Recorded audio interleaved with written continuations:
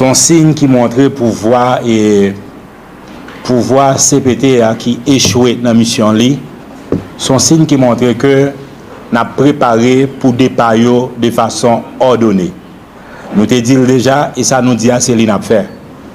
Je dis à moins content parce que après assise qui était fin faite le 27 juin 2025 là, peuple haïtien commence à prendre conscience pour reconnaître que destin c'est la main au lié. Ou pas qu'à laguer destin ou pays dans main des agents doubles. Les 9 secteurs qui sont au pouvoir, nous considérons nous-mêmes en Corepad comme des agents doubles. Ils ne travaillent pas pour le peuple haïtien, mais ils travaillent pour le pays qui utilisent.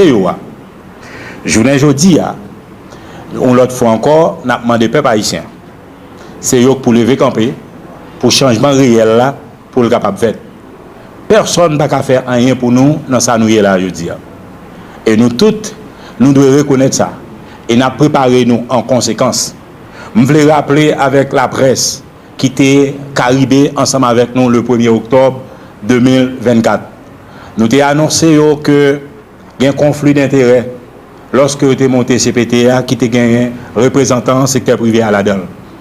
Nous avons annoncé, nous avons dit que c'est pour écarter de monde qui pas utile en dans CPTA. Ils n'ont pas attendu la raison. Nous avons dit qui ça pour faire.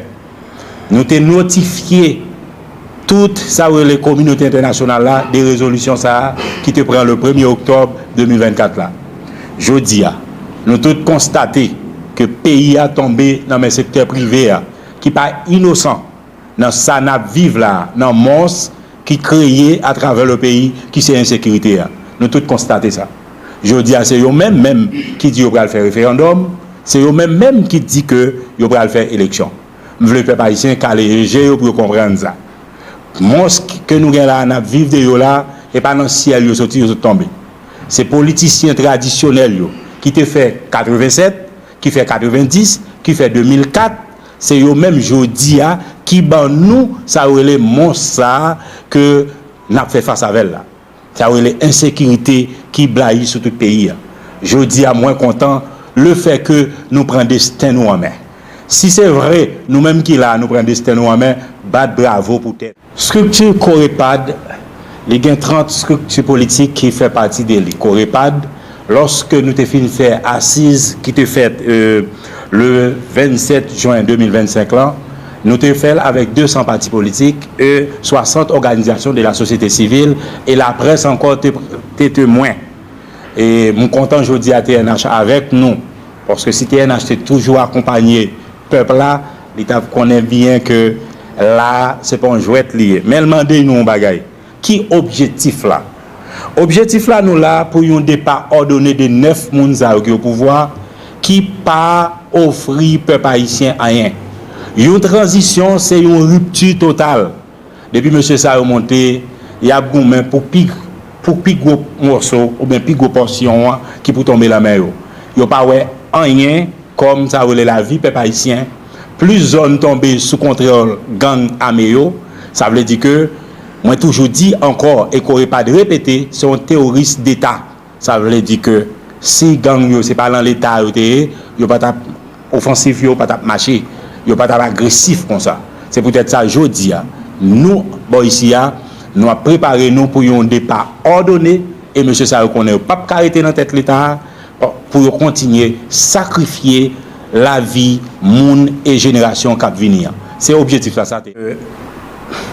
Alternative consensuelle que nous avons parlé, le 22, nous avons pour inviter la presse. Puis, bons amis, Corepad et comité suivi assise là, c'est la presse. Tout ça, nous avons pour nous faire, c'est avec la presse, pour nous communiquer, pour permettre que la nation comprenne ça n'a fait. Et le 22, nous avons bien ça les propositions de sortie des crises qui pourraient tourner une alternative pour le changement réel. Ça veut dire le fait que clôture que nous allons faire des assises, des retraites, tout est gagné avec 70 partis politiques. Et regroupement qui là, m'a parlé de 70 son échantillonnage, nous prenons de 200 partis politiques qui étaient présents, nous choisissons 70 là-dedans, qui pour permettre que nous fassions retraite ensemble avec eux. Et quoi que le 22, la presse a avec nous pour connaître que qui ça résolution ça veut dire. Et on parlait des cassations. Songez que nous avons organisé assise là pour la presse qui était présent le 27 juin et nous avons invité tout le monde qui a un plan de cassation. Mais c'est depuis avant assassinat Jovenel, cassation était toujours à parler. Nous avons invité eux. Nous avons envoyé eux pour y faire une mise en commun parce que nous avons invité 4 groupes de cassation, chaque un juge dans poche. C'est-à-dire que nous avons envoyé à faire une mise en commun. Avant le 22, il y a une réponse sur ça, joindre comme juge a besoin.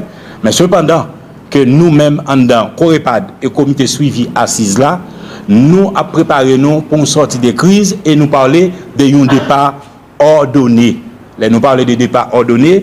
Moi, je connais que le pouvoir en place qu'il a, il connaît qui ça nous voulait parler.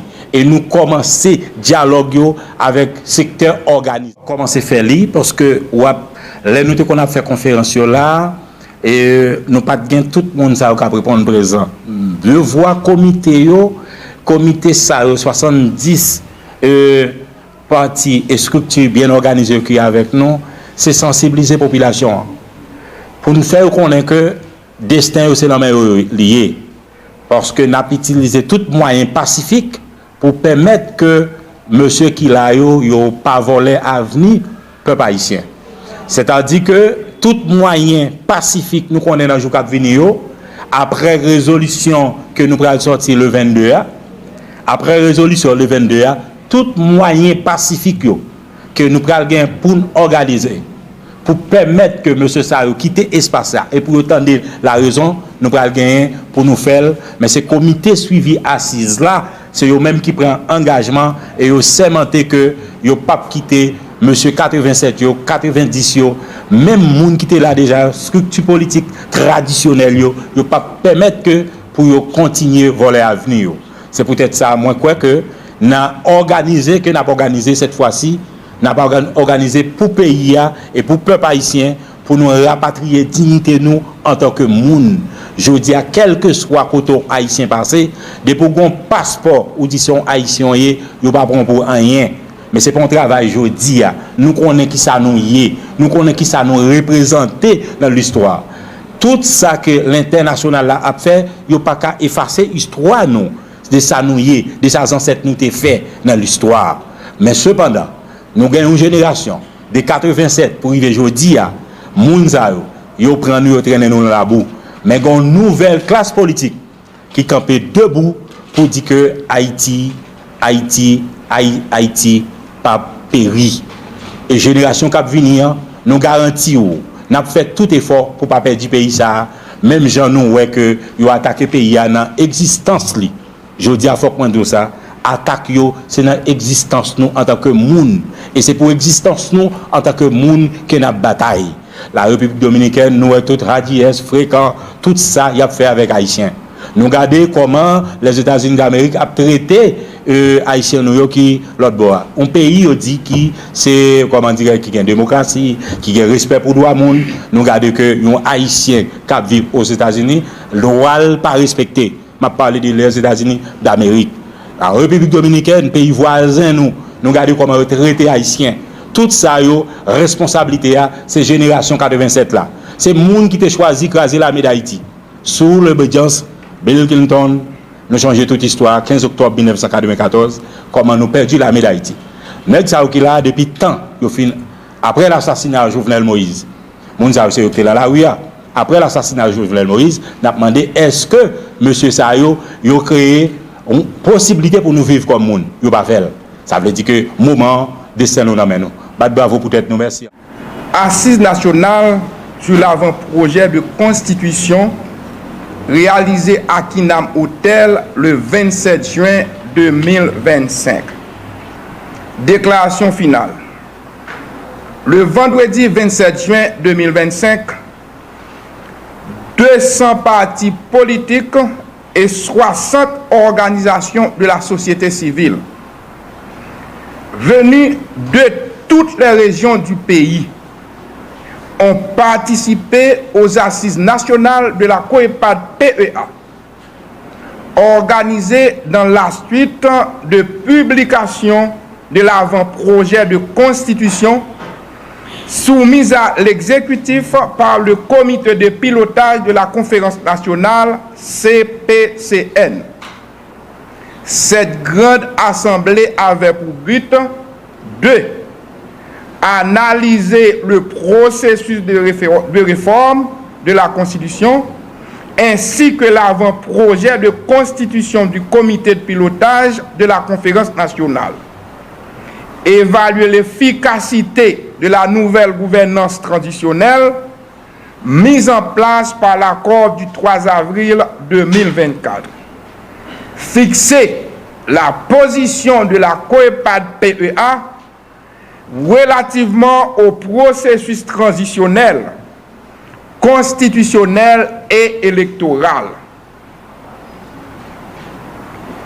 Les participantes et participants à ces assises nationales se sont regroupés pour mener des travaux en atelier et ont pu discuter de l'architecture, le cadre normatif et l'efficacité de la transition, le processus de réforme constitutionnelle et l'avant-projet de constitution soumis par le comité de pilotage de la conférence nationale, le processus référendaire et électoral, ainsi que la modernisation des partis politiques en Haïti. La présentation des rapports d'atelier et les discussions en plénière ont permis d'établir un véritable état des lieux analytique et critique des processus transitionnels de réforme constitutionnelle et électorale. Ainsi, sur la base des constats, des analyses et des positions exprimées par les participantes et participants à ces assises nationales, la COEPAD-PEA et les organisations et partis politiques partenaires ont réalisé la synthèse des discussions et souscrit la déclaration suivante. 1. Le texte de l'avant-projet de constitution introduit des points assez pertinents par rapport aux revendications des citoyennes et des citoyens. Cependant, le maillage institutionnel qu'ils sous-tendent manque de cohérence et ne paraît pas capable d'articuler et de garantir un fonctionnement harmonieux et la stabilité politico-administrative du pays. 2. Le processus d'élaboration de cette constitution est marqué par l'exclusion de beaucoup de groupes et de catégories sociales, dont la paysannerie. Il faudrait reculer le vote référendaire pour permettre de plus amples débats et une plus large expression des intérêts et des points de vue à tous les échelons de la société. 3. Les assises nationales de la COEPAD-PEA constatent également que le processus de réforme de la Constitution donne lieu à une controverse indépassable. La méthodologie d'approche utilisée ne permet pas de clore le débat sur la légitimité à la fois doctrinale et démocratique du processus. De même, elle ne semble pas prendre en compte les fondamentaux historiques et anthropologiques, aussi bien que les mœurs politiques et la relation de notre société à la phénoménologie du pouvoir. 4. Les assises nationales de la COEPAD-PEA s'inquiètent que cet avant-projet de constitution ne prend guère en compte la prolifération des partis politiques et organisations politiques, ainsi que la nécessité d'en réduire le nombre et les rationaliser et de les stabiliser en vue de les rendre viables pour une démocratie effective et efficace. 5. Les assises nationales de la COEPAD-PEA font le regrettable constat de l'inadaptation et de l'inopérationnalité de la formule d'une présidence à 9 têtes, transformée en une véritable confédération syndicale, où chaque représentante défend les intérêts du secteur délégataire sans considération pour les souffrances du peuple et au détriment des intérêts de la République et de la nation. 6. Les assises nationales de la COEPAD-PEA restent sans mots devant le constat d'échec total du pouvoir exécutif qui n'a accompli aucune des missions qui lui ont été confiées au travers de l'accord du 3 avril 2024. Celle principalement de rétablir l'ordre et la sécurité et d'organiser des élections libres et sincères en vue de redonner une légitimité démocratique aux dirigeants du pays. 7. Les assises nationales de la COEPAD-PEA s'indignent devant le constat que le pouvoir intérimaire en place est souillé, discrédité, perdant ainsi la confiance de la population. Il se révèle donc que ce type de pouvoir n'a ni la probité, ni la bonne volonté, et encore moins le savoir-faire et la méthode suffisante pour rétablir la confiance du peuple haïtien et jeter les bases d'une gouvernance rigoureuse et efficace. Dans ces conditions, et en l'absence des exigences éthiques et morales, compte tenu de l'incompétence et de l'irresponsabilité des autorités transitionnelles, et devant le risque grandissime de voir se prolonger le cycle du chaos dans le pays, les partis et regroupements de partis politiques, dont les partis émergents et alliés, et les organisations de la société civile réunies au cours de ces assises croient nécessaire et urgent que la discussion sur le processus de réforme constitutionnelle se poursuive sans restriction de temps et s'étende à toutes les couches de la société, y compris à la diaspora. Des discussions transparentes soient engagées entre la société civile, le secteur privé des affaires et le secteur politique, tout en étant à l'écoute des citoyennes et des citoyens en vue d'obtenir le départ ordonné du gouvernement et des membres du Conseil présidentiel de transition.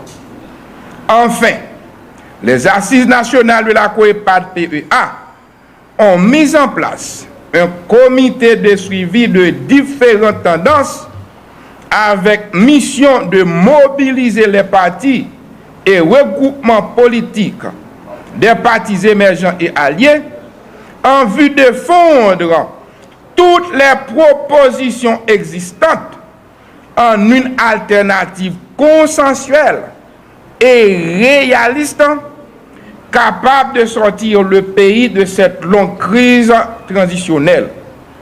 À cette fin, ces regroupements et partis politiques se réuniront en plénière dans l'intervalle du 14 au 22 août 2015 en vue d'élaborer la dite proposition consensuelle. Merci.